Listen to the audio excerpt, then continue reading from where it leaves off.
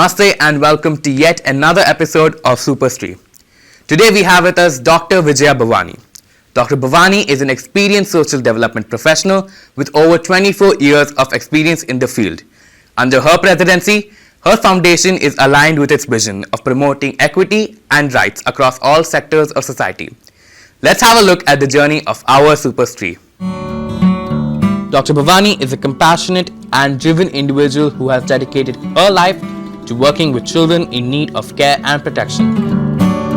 Her journey began when she encountered a young girl suffering. This deeply affected her and made Dr. Bhavani realize how vulnerable they are from womb to tomb. Her first ever experience in supporting that young girl further motivated Dr. Bhavani to work for them as well as women by establishing a proper rehabilitation center that would help them live in society safely. Her first assignment was with ICMR on the eradication of filariasis. However, she noticed that women and adolescent girls were always missing from her meetings and interventions, which strongly laid the foundations for her to completely dedicate her work to children, young adolescents, and women.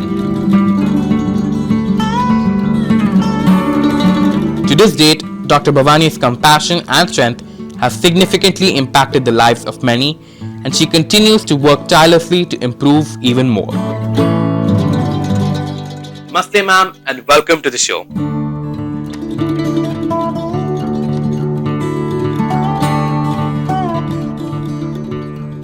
Ma'am, after having a look at the awe-inspiring work you've done, I have to ask, ma'am, what led to the vision behind your work?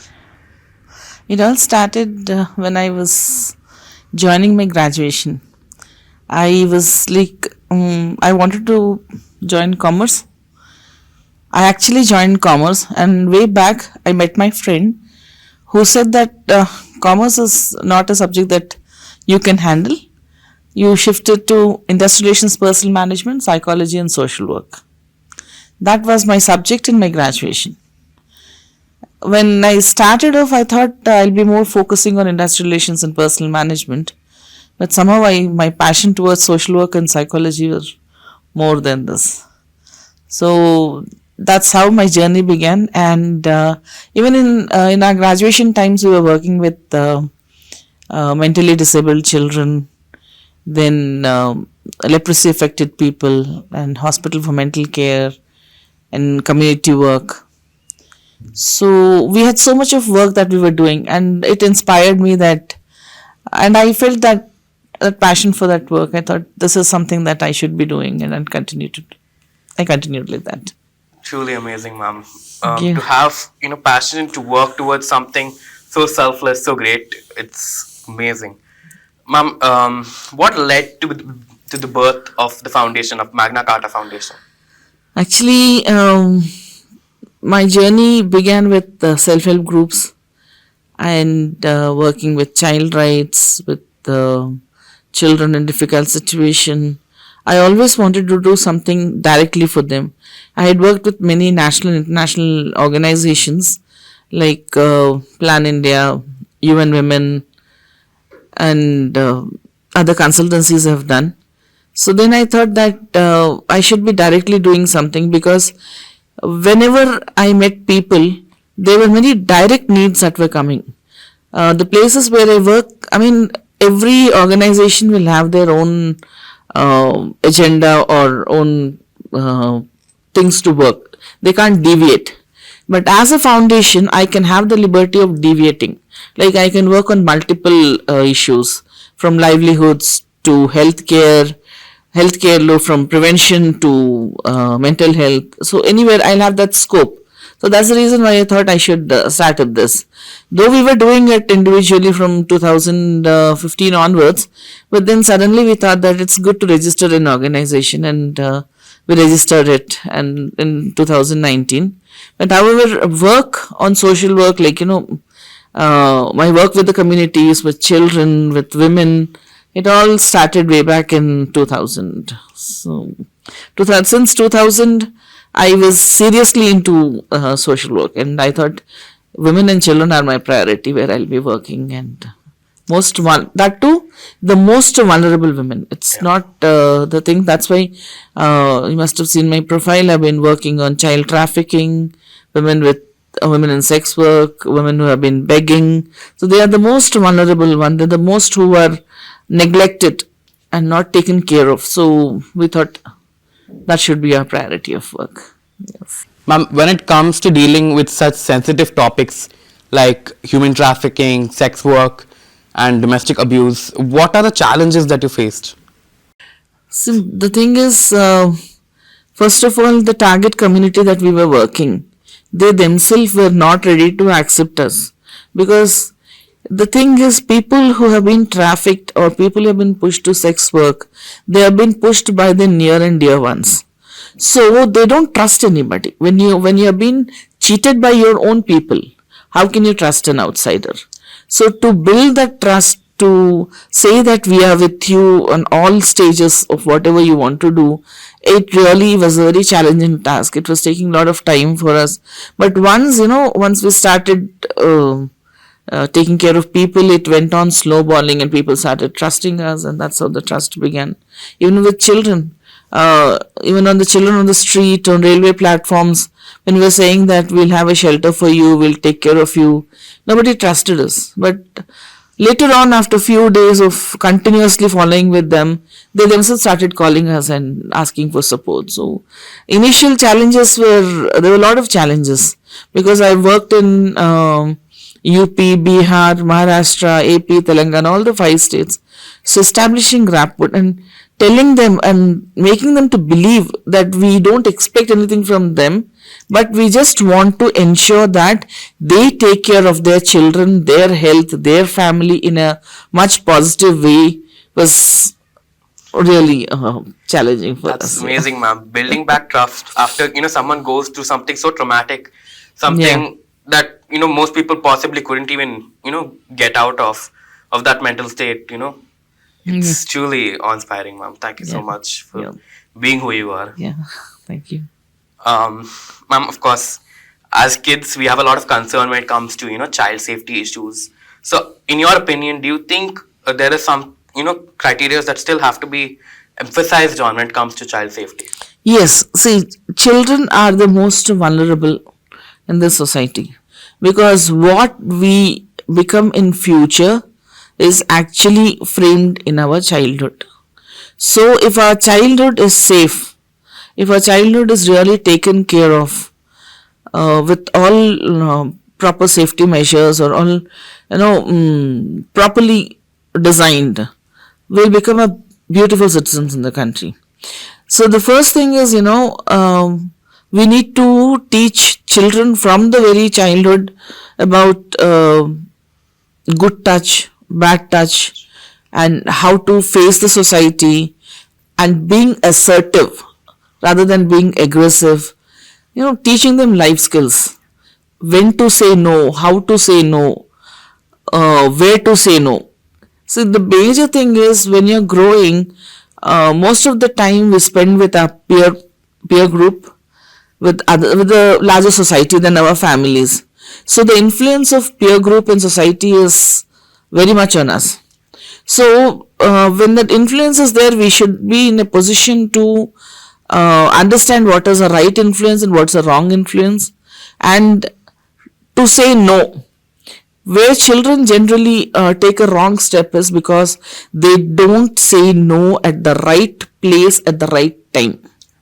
Suppose they are being influenced by some peers to do something which they personally don't like, but under the pressure of peer they have to do it. So when they can say no at that time with assertiveness and not with aggressiveness, because if you are aggressive, you try to have your friends to become your enemies. But if you are assertive, people who are judging you will be judgmental. Yeah, but at least you are on the right track, and later on people will understand that. They'll know you mean no. Yeah. Yes. So I think that is something that we need to take care of. Building life skills of the children, along with academics, along with sports, along with other personality development. Taking care of life skills is something that educating them from the start to the point that they can say no and Yes. No generally means no. No. No. Definitely means no. Yes.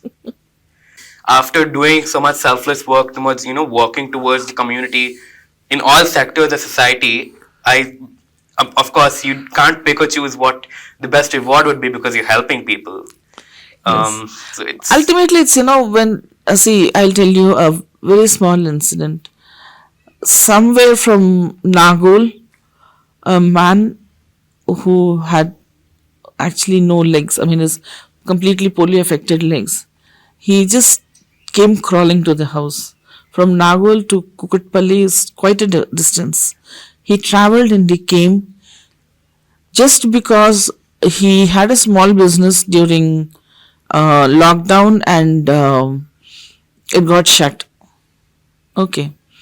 And he had no means of survival because he had no family. He has only survived with only wife, and even she was sick, bedridden. Somewhere he heard that Magna Carta Foundation is there and they will provide some help. So immediately what we could do, as an NGO we have a limitation. We don't have that much of resources to do everything for everybody. So at that time we could support him with 1 month of dry ration for both the couple, and then gave some money and reward, and just linked him with BC welfare for a cycle, tricycle, so that he can commute properly, and also linked him with financial institutions for economic support to restart his business. So these are certain things, when we do that and that person is now happily doing his work, when we see him, when we see the pictures, when we see him, that's the best reward, I think.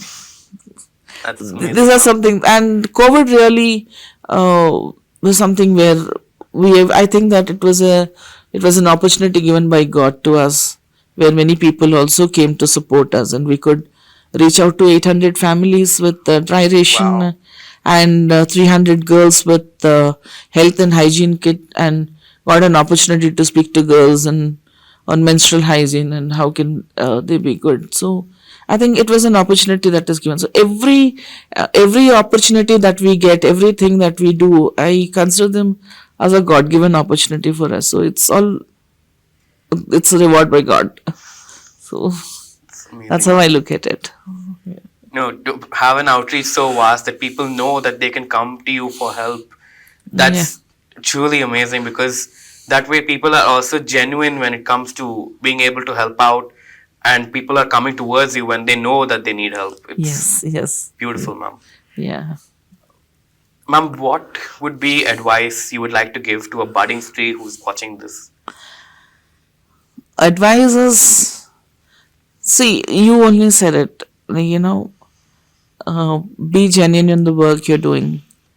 And I always think of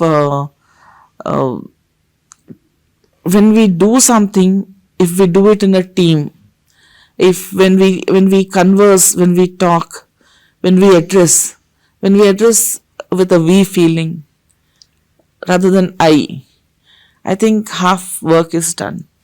So we build good teams, we build good societies by inclusiveness, by including people along with us. So when we start including people, and when we believe them, trust them, and take them as a team, whatever work you're doing, wherever you are, you will definitely succeed in life. Because I can never do anything, but we can do wonders in life.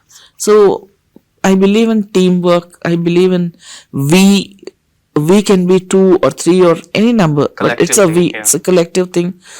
Be a team player. Always be a team player, and take the team along with you. So everybody will win. So nobody will be a loser there. Everybody will. Yeah. So then you'll have a better society where everybody are on the same plane, and you don't have to do something for the others. They automatically grow along with us. It's amazing, ma'am. Thank you so much for being here with us today. It was truly an amazing chance to be able to talk to you, to have a look at everything that you've done for so many years. Truly, ma'am, thank you so much for being here. It's an absolute honor to be here with you. Most welcome. Thank you.